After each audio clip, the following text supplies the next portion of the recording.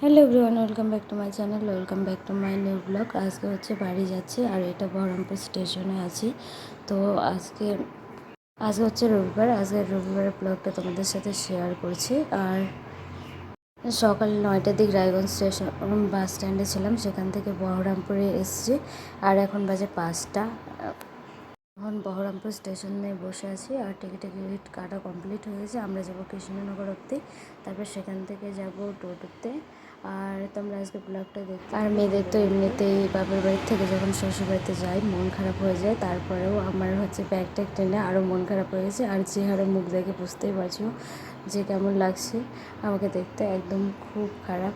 আর এদিকে হচ্ছে সামনে একটা ব্যাগ নিয়ে বসে আছি আর পেছনে দুটো ব্যাগ নিয়ে বসে আছি। আর আমি এখানে বসে বসে স্টেশন পাহাড়ে দিচ্ছি। আর এখন হয়ে গেছে রাত্রি আর আমরা এখন বাড়ি চলে এসেছি। আর আজকের মতো এই পর্যন্ত, টাটা, বাই বাই।